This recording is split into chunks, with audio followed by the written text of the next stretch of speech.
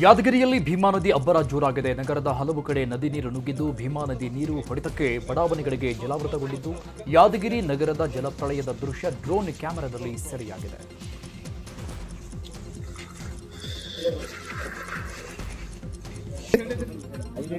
Aunty ಆರಾಮ್ ಬಿಡು.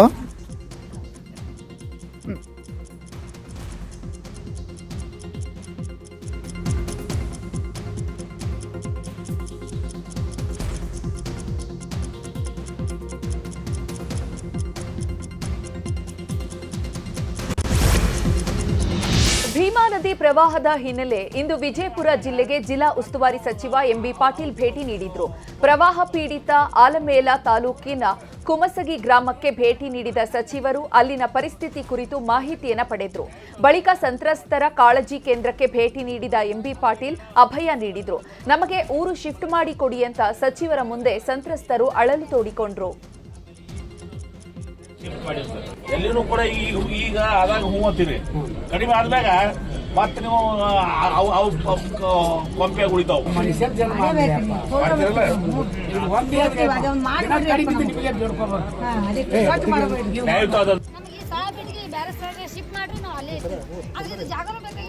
ಅದನ್ನ ಶಿಫ್ಟ್ ಮಾಡಿದಾಗ ಸರ್ಕಾರಕ್ಕೆ ನಾವು ಪ್ರಸ್ತಾವನೆ ಮಾಡಿದ್ವಿ. ಅದಕ್ಕೆ ಪ್ರಸ್ತಾವನೆ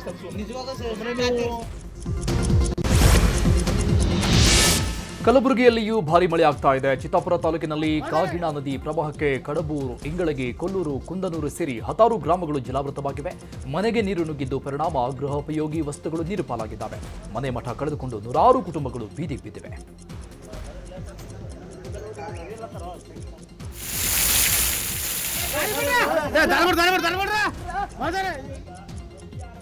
ಇತ ಭೀಮಾ ನದಿ ಹಾಗೂ ಕಾಗಿಣಾ ನದಿ ಪ್ರವಾಹಕ್ಕೆ ಮಳಖೇಡದಲ್ಲಿರುವ ಜಯತೀರ್ಥರ ಮೂಲ ವೃಂದಾವನದ ಉತ್ತರಾಧಿ ಮಠಕ್ಕೆ ಜಲದಿಗ್ಬಂಧನ ಎದುರಾಗಿದೆ. ಮಠದ ಮೊದಲ ಮಹಡಿ ಸಂಪೂರ್ಣ ಮುಳುಗಡೆಯಾಗಿದೆ. ಕಳೆದ 2 ದಿನಗಳಿಂದ 8ಕ್ಕೂ ಹೆಚ್ಚು ಜನರು ಸಿಲುಕಿಕೊಂಡಿದ್ದಾರೆ.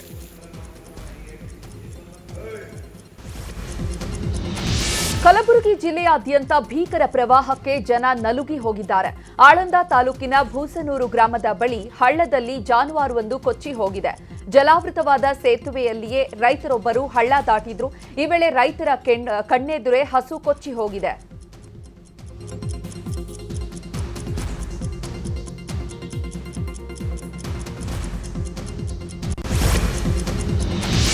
ಯಾದಗಿರಿಯಲ್ಲಿ ಭೀಮಾ ಪ್ರವಾಹ ಪೀಡಿತ ಪ್ರದೇಶಗಳಿಗೆ ಸಚಿವ ಶರಣಬಸಪ್ಪ ದರ್ಶನಾಪುರ ಭೇಟಿ ಕೊಟ್ಟರು. ಭೀಮಾ ಪ್ರವಾಹದಿಂದ 1 ಲಕ್ಷ ಹೆಕ್ಟೇರ್ ಪ್ರದೇಶದಲ್ಲಿ ಬೆಳೆ ಹಾನಿಯಾಗಿದೆ. ಹೀಗಾಗಿ ಇಂದು ಪ್ರವಾಹ ಪೀಡಿತ ಸ್ಥಳ ಪರಿಶೀಲಿಸಿ ಸಿಎಂಗೆ ಕರೆ ಮಾಡಿ ಮಾಹಿತಿ ಕೊಟ್ಟರು. ಈ ವೇಳೆ ಸಿಎಂ ನಾಳೆ ಕೃಷ್ಣ ಬೈರೇಗೌಡರನ್ನ ಸ್ಥಳಕ್ಕೆ ಕಳಿಸುವುದಾಗಿ ಹೇಳಿದ್ದು, ಪ್ರತಿಯೊಂದು ಜಮೀನಿನ ಸರ್ವೆ ನಡೆಸಿ ರೈತರಿಗೆ ಪರಿಹಾರ ಕೊಡುವ ಕೆಲಸ ಮಾಡಲಾಗುತ್ತೆ ಅಂತ ತಿಳಿಸಿದ್ದಾರೆ.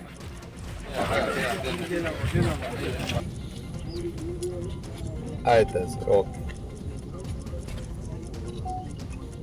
ಯಾಕಂದ್ರೆ ನೀವೇ ನಾಳೆಗೆ ಬಂದ್ರೆ ಸರಿ ಆಗ್ತದೆ. ಮತ್ತೆ ಮಳೆ ನಿಂತಂದ್ರೆ ಎಲ್ಲ ಇದಾಗ್ತದೆ.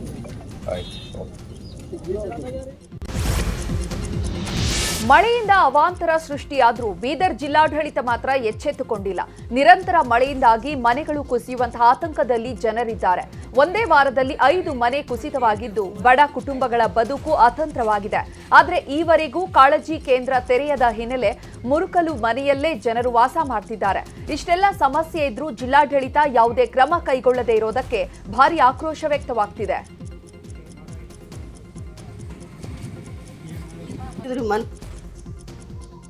ಪೂರ್ಣ ಬೀಳತ್ತದ ನೋಡ್ರಿ. ಈಗ ಎಲ್ಲ ಇದು ಬೀಳ್ತದೇನೋ ಅನಿಸ್ತು ಅನ್ಸ್ಕೊಂತವ್ರಿ.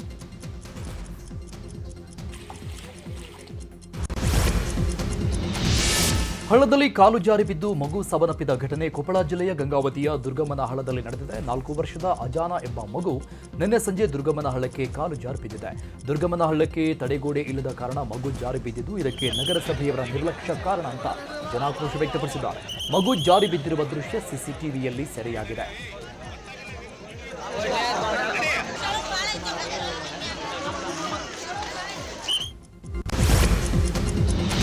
ಕಲ್ಯಾಣ ಕರ್ನಾಟಕ ಭಾಗದಲ್ಲಿ ಪ್ರವಾಹದ ವಿಚಾರವಾಗಿ ಡಿಸಿಎಂ ಡಿಕೆ ಶಿವಕುಮಾರ್ ರಿಯಾಕ್ಟ್ ಮಾಡಿದ್ದಾರೆ. ಬೆಂಗಳೂರಿನಲ್ಲಿ ಮಾತನಾಡಿದ ಅವರು, ಸಿಎಂ ಈಗಾಗಲೇ ಸಚಿವರಿಗೆ ಸೂಚನೆ ಕೊಟ್ಟಿದ್ದಾರೆ. ಪ್ರಕೃತಿಯನ್ನ ತಡೆಯಲು ಯಾರಿಂದಲೂ ಸಾಧ್ಯವಿಲ್ಲ. ನಾವು ರಕ್ಷಣಾ ಕಾರ್ಯಾಚರಣೆಯನ್ನ ಮಾಡ್ತಿದ್ದೇವೆ, ಕ್ರಮ ಕೈಗೊಳ್ತೇವೆ ಅಂದ್ರು. ನಾವು ಈಗಾಗಲೇ ನಮ್ಮ ಮುಖ್ಯಮಂತ್ರಿಗಳೆಲ್ಲ ಸಂಬಂಧಪಟ್ಟಂಥ ಮಂತ್ರಿಗಳಿಗೆ ತಿಳಿಸಿದ್ದಾರೆ.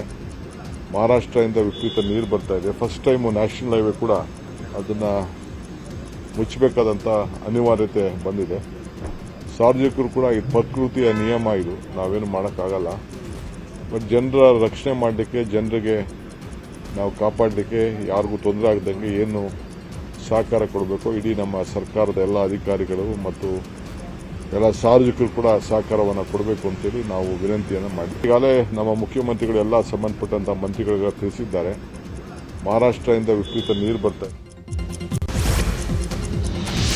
ದಾವಣಗೆರೆಯಲ್ಲಿ ಶಾರ್ಟ್ ಸರ್ಕ್ಯೂಟ್ನಿಂದ ಬೆಂಕಿ ಅವಘಡ ಸಂಭವಿಸಿದೆ. ನಗರದ ಹೊಂಡಾ ಸರ್ಕಲ್ ರಸ್ತೆಯಲ್ಲಿ ಘಟನೆ ನಡೆದಿದ್ದು ಮನೆಯಲ್ಲಿದ್ದ ತಾಯಿ ಮಗಳ ರಕ್ಷಣೆ ಮಾಡಲಾಗಿದೆ. ಬೆಂಕಿ ಅವಘಡದಲ್ಲಿ ಮನೆಯಲ್ಲಿದ್ದ ವಸ್ತುಗಳು ಸುಟ್ಟು ಕರಕಲಾಗಿವೆ. ಕೂಡಲೇ ಸ್ಥಳಕ್ಕೆ ಧಾವಿಸಿದ ಅಗ್ನಿಶಾಮಕ ಸಿಬ್ಬಂದಿ ಬೆಂಕಿ ನಂದಿಸಿದ್ದಾರೆ.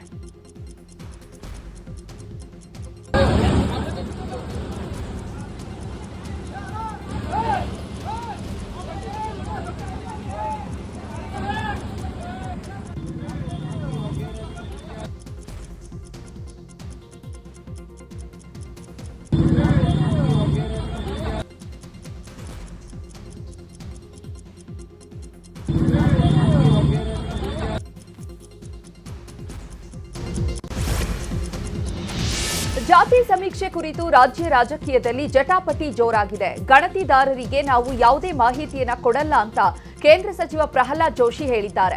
ಹುಬ್ಬಳ್ಳಿಯಲ್ಲಿ ಮಾತನಾಡಿದ ಅವರು, ಜನಗಣತಿ ಡೇಟಾ ಸುರಕ್ಷಿತವಾಗಿಲ್ಲ. ಡೇಟಾವನ್ನ ಮಾರಿಕೊಳ್ಳುವಷ್ಟು ದರಿದ್ರ ಪಕ್ಷ ಕಾಂಗ್ರೆಸ್ ಆಗಿದೆ. ನಾನು ಯಾವುದೇ ರೀತಿಯ ಮಾಹಿತಿಯನ್ನ ಕೊಡಲ್ಲ ಅಂತ ಹೇಳಿದ್ರು. ಜಾತಿ ಗಣತಿಯ ಸಮಸ್ಯೆಗಳು ಒಂದು ಕಡೆ, ಇನ್ನೊಂದು ಕಡೆ ಭಾಳಷ್ಟು ಅನಗತ್ಯವಾದಂಥ ವಿವರಗಳನ್ನು ಕಲೆ ಹಾಕ್ತಾ ಇದ್ದಾರೆ. 60 ಪ್ರಶ್ನೆಗಳಿದ್ದಾವೆ. ಆ ಡಾಟಾ ಏನಿದೆ ಅದು ಸುರಕ್ಷಿತವಾಗಿರ್ಬೇಕು. ಎಲ್ಲಿ ಸುರಕ್ಷಿತ ಅದ?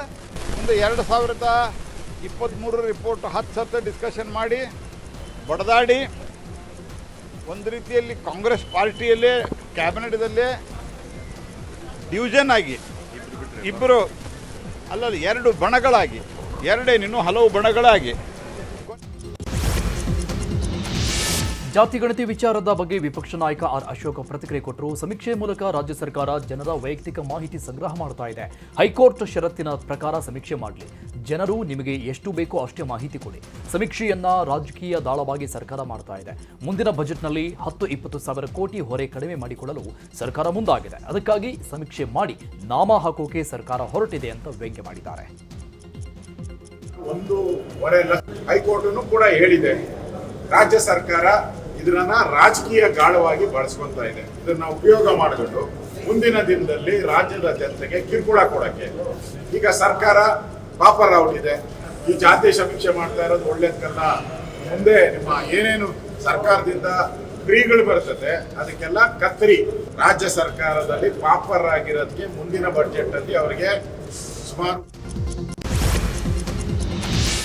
ರಾಜ್ಯ ಸರ್ಕಾರದ ಜಿಬಿಡಿಎ ಯೋಜನೆ ವಿಚಾರವಾಗಿ ಜೆಡಿಎಸ್ ಯುವ ಘಟಕದ ರಾಜ್ಯಾಧ್ಯಕ್ಷ ನಿಖಿಲ್ ಕುಮಾರಸ್ವಾಮಿ ಸಿಡಿದೆದ್ದಿದ್ದಾರೆ. ಬಿಡದಿಯ ಭೈರಮಂಗಲದಲ್ಲಿ ಮಾತನಾಡಿದ ಅವರು, ಡಿಸಿಎಂ ಡಿಕೆ ಶಿವಕುಮಾರ್ ರೈತರ ವಿರುದ್ಧ ಹೋದ್ರೆ ನಿಮಗೆ ಬುದ್ಧಿ ಕಲಿಸ್ತಾರೆ. ನಾವು ಮನುಷ್ಯರ ವಿರುದ್ಧ ಹೋರಾಟ ಮಾಡ್ತಾ ಇಲ್ಲ, ರಾಕ್ಷಸರ ವಿರುದ್ಧ ಹೋರಾಟ ಮಾಡ್ತಿದ್ದೇವೆ ಅಂತ ಸರ್ಕಾರದ ವಿರುದ್ಧ ವಾಗ್ದಾಳಿ ನಡೆಸಿದ್ರು.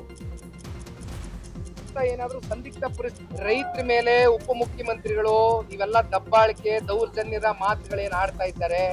ಇವತ್ತೇನಾದ್ರೂ ಅವ್ರ ಸ್ಥಾನದಲ್ಲಿ ಪಾಪ ಉಪಮುಖ್ಯಮಂತ್ರಿಗಳಾಗಿದ್ದ ಕೂತಿದ್ದಾರೆ ಅಂದ್ರೆ ಜಿಲ್ಲೆಯ ಜನತೆ ಅವರಿಗೆ ರಾಜಕೀಯವಾಗಿ ಆಶೀರ್ವಾದ ಮಾಡಿರೋದ್ರಿಂದ ಕೂತಿದ್ದಾರೆ. ಅವ್ರು ಇವತ್ತು ತೊಡೆ ತಟ್ಟು ಮಾತಾಡ್ತಾ ಇರ್ಬೋದು, ನಾಳೆ ಅವ್ರ ತೊಡೆನ ಮುರಿತಕ್ಕಂಥ ಶಕ್ತಿನೂ ಸಾಮರ್ಥ್ಯನೂ ಇವತ್ತು ರೈತರಿಗಿದೆ. ಅದು ಮುಂದಿನ ದಿನಗಳಲ್ಲಿ ನಾವು ಹೋರಾಟ ಇಲ್ಲಿಗೆ ಕೈ ಬಿಡ್ತಕ್ಕಂಥದ್ದಲ್ಲ. ಸಮಯ ಬಂದು ಅಂತ ಏನಾದ್ರೂ ಸಂದಿಗ್ಧ ಪರಿಸ್ಥಿತಿಯನ್ನ ಗ್ರೇಟರ್ ಬೆಂಗಳೂರು ಇಂಟಿಗ್ರೇಟೆಡ್ ಟೌನ್ಶಿಪ್ಗೆ ತೀವ್ರ ವಿರೋಧ ವ್ಯಕ್ತವಾಗಿದೆ. ಯೋಜನೆ ವಿರೋಧಿಸಿ ಬಿಡದಿ ಭಾಗದ ರೈತರು ಹೋರಾಟ ಮಾಡುತ್ತಿದ್ದಾರೆ. ಅನ್ನದಾತರ ಧರಣಿಗೆ ಜೆಡಿಎಸ್ ಸಾಥ್ ನೀಡಿದೆ. ರೈತರ ಹೋರಾಟದಲ್ಲಿ ಜೆಡಿಎಸ್ ಯುವ ಘಟಕದ ರಾಜ್ಯಾಧ್ಯಕ್ಷ ನಿಖಿಲ್ ಕುಮಾರಸ್ವಾಮಿ ಭಾಗಿಯಾದರು. ಭೈರಮಂಗಲದಲ್ಲಿ ನಡೀತಾ ಇರುವ ಪ್ರತಿಭಟನೆಯಲ್ಲಿ ನಿಖಿಲ್ ಭಾಗಿಯಾದರು. ಸುಮಾರು 9,000 ಎಕರೆ ಪ್ರದೇಶದಲ್ಲಿ 1,000 ಕೋಟಿ ರೂಪಾಯಿ ವೆಚ್ಚದ ಯೋಜನೆಗೆ ರೂಪುರೇಷೆ ಹಾಕಲಾಗಿದೆ. ಆದರೆ ಯೋಜನೆಗೆ ಭೂಮಿ ಕೊಡೋದಿಲ್ಲ ಅಂತ ರೈತರು ಪ್ರತಿಭಟಿಸ್ತಾ ಇದ್ದು, ಆದರೆ ಯೋಜನೆ ಮಾಡಿಯೇ ಸಿದ್ಧ ಅಂತ ಡಿಸಿಎಂ ಹೇಳ್ತಾ ಇದ್ದಾರಂತೆ.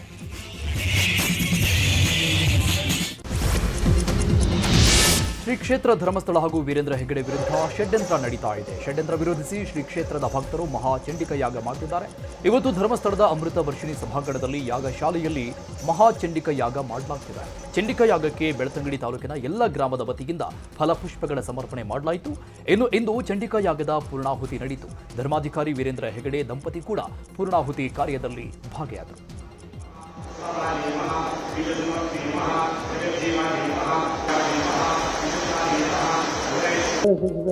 ಯಾಕೆ ಹೇಳ್ತೀವಿ ಬರಡದವರಲ್ಲಿ ಇಲ್ಲಿಂದ ಹೋಗಿ ಬರಡಕ್ಕಾಗಿದ್ದೀವಿ. ಸತ್ಯ ದರ್ಶನ ಸಮಾವೇಶದಲ್ಲಿ ಧರ್ಮಾಧಿಕಾರಿ ಡಾಕ್ಟರ್ ವೀರೇಂದ್ರ ಹೆಗ್ಗಡೆ ಮಾತನಾಡಿದರು. ನೀವೆಲ್ಲ ನಮ್ಮ ಕುಟುಂಬದ ಸದಸ್ಯರು ಇದ್ದ ಹಾಗೆ. ಬೆಳ್ತಂಗಡಿ ತಾಲೂಕು ಜನತೆ ಬಂದು ಕೃತಜ್ಞತೆ ತೋರಿದ್ದೀರಿ. ಎಸ್ಐಟಿ ತನಿಖೆ ಮಾಡಿದ್ದಕ್ಕೆ ಸರ್ಕಾರಕ್ಕೆ ಕೃತಜ್ಞತೆ ಸಲ್ಲಿಸುತ್ತೇನೆ. ಮೊದಲ ದಿನವೇ ನಾವು ಎಸ್ಐಟಿ ರಚನೆ ಮಾಡಿದ್ದನ್ನು ಸ್ವಾಗತ ಮಾಡಿದ್ದೇವೆ. ಯಾರು ಈ ಷಡ್ಯಂತ್ರದ ಹಿಂದೆ ಇದ್ದಾರೆ ಎಂಬುದು ಗೊತ್ತಾಗಿದೆ ಅಂತ ಹೇಳಿದರು. ಕ್ಷೇತ್ರಕ್ಕಾಗಿ ಮೀಸಲಿಟ್ಟು ನನಗಾಗಿ ಮೀಸಲಿಟ್ಟು ನಮ್ಮ ಭದ್ರತೆ ವಾರಸುದಾರರನ್ನು ಅಗ್ರಹಿಗಾಗಿ ಕುಟುಂಬದ ಸಮ್ಮೇಳನ ಇದೆ. ಕುಟುಂಬದ ಸಮ್ಮೇಳನವಾಗಿ ಎಲ್ಲರಿಗೂ ಒಳ್ಳೆಯದಾಗಿದೆ. ಸದಸ್ಯರನ್ನು ಯಾಕೆ ಹೇಳ್ತೀವಿ ಬರಡದವರಲ್ಲಿ ಇಲ್ಲಿಂದ ಹೋಗಿ ಬರಡಕ್ಕಾಗಿದ್ದೀವಿ ಅಂತ ಇಂಥವರಿಂದ ನಮ್ಮ ಜಿಲ್ಲೆ ತಾಲೂಕು ಶ್ರೀಮಂತವಾಗಿದೆ. ಸರಿ. ರೌಡಿ ಶೀಟರ್ ಸೈಫುದ್ದೀನ್ ಅತ್ರಾಡಿ ಕೊಲೆ ಪ್ರಕರಣಕ್ಕೆ ಸಂಬಂಧಿಸಿದಂತೆ 3 ಆರೋಪಿಗಳನ್ನು ಪೊಲೀಸರು ಬಂಧಿಸಿದ್ದಾರೆ. ಮೊಹಮ್ಮದ್ ಫೈಜಲ್ ಖಾನ್ ಮತ್ತು ಮೊಹಮ್ಮದ್ ಶರೀಫ್ ಅಬ್ದುಲ್ ಶಕೂರ್ ಬಂಧಿತ ಆರೋಪಿಗಳು ಬಸ್ ಮಾಲೀಕನಾಗಿದ್ದ ಸೈಫುದ್ದೀನ್ ಅನ್ನ ಸ್ನೇಹಿತರೆ ತಲ್ವಾರ್ನಿಂದ ಕೊಚ್ಚಿ ಕೊಲೆ ಮಾಡಿದ್ರು. ಕೊಲೆ ನಡೆದು 24 ಗಂಟೆಯೊಳಗೆ ಆರೋಪಿಗಳನ್ನು ಬಂಧಿಸಿದ್ದಾರೆ. ಉತ್ತರ ಕರ್ನಾಟಕ ಭಾಗದ ಖ್ಯಾತ ಯೂಟ್ಯೂಬರ್ ಖ್ವಾಜಾ ಇಲಿಯಾಸ್ ಮುಕಳಪ್ಪಗೆ ನಿರಂತರ ಕಿರುಕುಳ ಎದುರಾಗಿದೆಯಂತೆ. ಗಾಯತ್ರಿ ಅನ್ನುವವರ ಜೊತೆ ವಿವಾಹವಾದ ಬಳಿಕ ಹಿಂದೂ ಸಂಘಟನೆಯ ಯುವಕರು ಕಿರುಕುಳ ಕೊಡ್ತಾ ಇದ್ದಾರಂತೆ. ಈ ಹಿನ್ನೆಲೆಯಲ್ಲಿ ದೂರು ನೀಡಲು ಧಾರವಾಡ ಗ್ರಾಮೀಣ ಠಾಣೆಗೆ ಖ್ವಾಜಾ ಕುಟುಂಬ ಆಗಮಿಸಿದೆ. ನಮ್ಮ ಕುಟುಂಬಕ್ಕೆ ರಕ್ಷಣೆ ಕೊಡಬೇಕು, ಸಾಮಾಜಿಕ ಜಾಲತಾಣ ಯೂಟ್ಯೂಬ್ ಬಂದ್ ಮಾಡುವಂತೆ ಒತ್ತಾಯ ಕೇಳಿ ಬರ್ತಿದೆ. ನಮಗೆ ರಕ್ಷಣೆ ಕೊಡಬೇಕು ಅಂತ ಖ್ವಾಜಾ ಹೆತ್ತವರು ಮನವಿ ಮಾಡಿಕೊಂಡಿದ್ದಾರೆ. ಶಿವಮೊಗ್ಗದ ತೀರ್ಥಹಳ್ಳಿಯಲ್ಲಿ ಕಾಡಾನೆ ಹಾವಳಿ ಮಿತಿ ಮೀರಿದೆ. ಆಗುಂಬೆಯ ಪ್ರವಾಸಿ ಮಂದಿರದಲ್ಲಿ ಕಾಡಾನೆ ಕಾಣಿಸಿಕೊಂಡಿದ್ದು ಸುತ್ತಮುತ್ತಲಿನ ಗ್ರಾಮಸ್ಥರಲ್ಲಿ ಆತಂಕ ಮನೆ ಮಾಡಿದೆ. ಪ್ರವಾಸಿ ಮಂದಿರದ ಮುಂಭಾಗವೇ ಕಾಡಾನೆ ಹಾದು ಹೋಗಿದೆ. ಕಾಡಾನೆ ಹೋಗುವಂತಹ ದೃಶ್ಯವನ್ನ ಪ್ರವಾಸಿಗರು ಸೆರೆ ಹಿಡಿದಿದ್ದಾರೆ.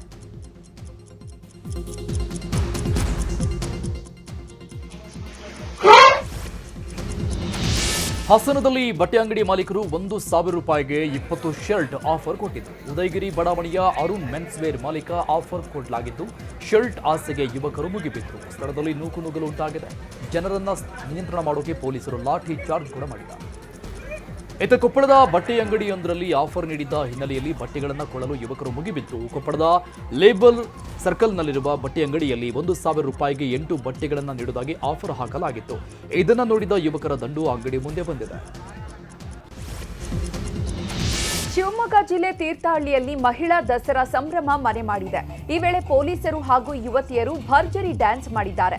ಮಹಿಳಾ ದಸರಾ ಅಂಗವಾಗಿ ಕೆಸರುಗದ್ದೆ ಸ್ಪರ್ಧೆ ಸೇರಿದಂತೆ ವಿವಿಧ ಆಟೋಟ ಸ್ಪರ್ಧೆಗಳು ನಡೆಯಿತು. ಈ ವೇಳೆ ಮಹಿಳೆಯರು ಭಾಗಿಯಾಗಿ ಎಂಜಾಯ್ ಮಾಡಿದ್ರು.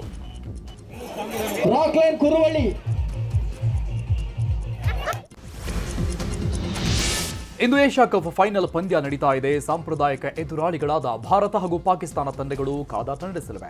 ಟೂರ್ನಿಯಲ್ಲಿ ಈಗಾಗಲೇ ಉಭಯ ತಂಡಗಳು 2 ಬಾರಿ ಮುಖಾಮುಖಿಯಾಗಿವೆ. 2 ಬಾರಿ ಕೂಡ ಟೀಂ ಇಂಡಿಯಾ ಪಾಕಿಸ್ತಾನವನ್ನ ಮಣಿಸಿದೆ. 1984ರಲ್ಲಿ ಏಷ್ಯಾ ಕಪ್ ಆರಂಭ ಆಗಿತ್ತು. ಈಗ ನಡೀತಾ ಇರೋದು 17ನೇ ಆವೃತ್ತಿಯಾಗಿದೆ. ಹಿಂದಿನ 16 ಆವೃತ್ತಿಗಳಲ್ಲಿ ಭಾರತ 8 ಬಾರಿ ಚಾಂಪಿಯನ್ ಆಗಿದೆ. ಪಾಕಿಸ್ತಾನ 2 ಬಾರಿ ಕಪ್ ಗೆದ್ದಿದೆ. 41 ವರ್ಷಗಳಲ್ಲಿ ಫೈನಲ್ನಲ್ಲಿ ಬದ್ಧ ವೈರಿಗಳು ಮುಖಾಮುಖಿ ಆಗ್ತಾ ಇರೋದು ಇದೇ ಮೊದಲ ಬಾರಿಯಾಗಿದೆ. ಏಷ್ಯಾ ಕಪ್ ಫೈನಲ್ ಪಂದ್ಯದ ಹಿನ್ನೆಲೆ ರಾಜಕೀಯ ಗಣ್ಯರು ಕೂಡ ವಿಶ್ ಮಾಡಿದ್ದಾರೆ. ಹುಬ್ಬಳ್ಳಿಯಲ್ಲಿ ಮಾತನಾಡಿದ ಕೇಂದ್ರ ಸಚಿವ ಪ್ರಹ್ಲಾದ್ ಜೋಶಿ, ಇಂದಿನ ಮ್ಯಾಚ್ನಲ್ಲಿಯೂ ಕೂಡ ಭಾರತ ಪಾಕ್ ಅನ್ನ ಬಗ್ಗು ಬಡಿಯಲಿದೆ ಅಂತ ಅಂದ್ರು. ಇನ್ನು ಕೊಪ್ಪಳದಲ್ಲಿ ಮಾತನಾಡಿದಂತಹ ಶಿವರಾಜ್ ತಂಗಡಗಿ, ನಾವು ಏಷ್ಯಾ ಕಪ್ ಗೆದ್ದೇ ಗೆಲ್ತೀವಿ ಅನ್ನುವಂತಹ ವಿಶ್ವಾಸವನ್ನ ವ್ಯಕ್ತಪಡಿಸಿದ್ರು. ಆಂಧ್ರ ಪ್ರದೇಶದ ತಿರುಪತಿಯಲ್ಲಿ ಇವತ್ತು ರಾತ್ರಿ ಗರುಡ ವಾಹನ ಸೇವೆ ನಡೀತಾ ಇದೆ. ಈ ಹಿನ್ನೆಲೆಯಲ್ಲಿ ದೇಗುಲದಲ್ಲಿ ಸಕಲ ಸಿದ್ಧತೆ ನಡೆಸಲಾಗುತ್ತಿದೆ. ಇನ್ನು ಗರುಡ ವಾಹನ ಸೇವೆಗೂ ಮುನ್ನ ಸಾವಿರಾರು ಸಂಖ್ಯೆಯಲ್ಲಿ ಭಕ್ತರು ಆಗಮಿಸ್ತಾ ಇದ್ದು ಟಿಟಿಡಿಯಿಂದ ಸಿದ್ಧತಾ ಕಾರ್ಯಗಳು ನಡೀತಾ ಇದೆ. ನ್ಯೂಸ್ 18 ಕನ್ನಡದ ವತಿಯಿಂದ ಬೆಂಗಳೂರಿನ ಅತಿದೊಡ್ಡ ಫಿಟ್ನೆಸ್ ಹಬ್ಬ ನಡೆಯಿತು. ನಮ್ಮ ರನ್ ಹೆಸರಿನ ಈ ಫಿಟ್ನೆಸ್ ಹಬ್ಬದಲ್ಲಿ ಮಕ್ಕಳಿಂದ ಅಜ್ಜ ಅಜ್ಜಿಯವರೆಗೆ ಎಲ್ಲಾ ವಯೋಮಾನದವರು ಭಾಗಿಯಾಗಿದ್ರು. ವಿಜೇತರಾದವರಿಗೆ ಆಕರ್ಷಕ ಬಹುಮಾನ ಕೂಡ ನೀಡಲಾಯಿತು. ವರ್ಚುವಲ್ ಮೂಲಕ ಈ ಮ್ಯಾರಥಾನ್ಗೆ ಹ್ಯಾಟ್ರಿಕ್ ಹೀರೋ ಶಿವರಾಜ್ ಕುಮಾರ್ ಚಾಲನೆ ನೀಡಿದ್ರು. ನಮ್ಮ ರನ್ ಮ್ಯಾರಥಾನ್ನಲ್ಲಿ ನಟ ಜೈದ್ ಖಾನ್ ಸೇರಿದಂತೆ ಹಲವು ಗಣ್ಯರು ಭಾಗಿಯಾಗಿದ್ರು.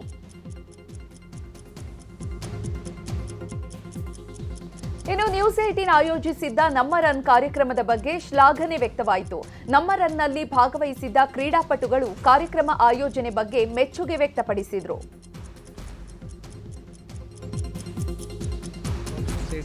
ಸ್ಪಾನ್ಸರ್ ಮಾಡಿರೋ ನಮ್ಮ ರನ್ನು ತುಂಬ ಚೆನ್ನಾಗಿತ್ತು ಕಾರ್ಯಕ್ರಮ. ತುಂಬ ಜನ ಸೀನಿಯರ್ ಸಿಟಿಸನ್ಸಿಂದ ಹಿಡಿದು ಚಿಕ್ಕ ಮಕ್ಕಳವರೆಗೂ ಭಾಳ ಜನ ಪಾರ್ಟಿಸಿಪೇಟ್ ಮಾಡಿದ್ರು. ತುಂಬ ಚೆನ್ನಾಗಿತ್ತು. It was very joyful. So obviously it feels happy when you are on the back on the podium. So overall it was a good experience. ಇವ್ರದ್ದು ಫಸ್ಟ್ ಇವೆಂಟು, ಸೊ ನಾನು ಫಸ್ಟ್ ಟೈಮ್ ಪಾರ್ಟಿಸಿಪೇಟ್ ಮಾಡ್ತಾ ಇರೋದು. So ಇಲ್ಲಿ ನಾನು first ಬರ್ತಾ ಇರೋದು. So 5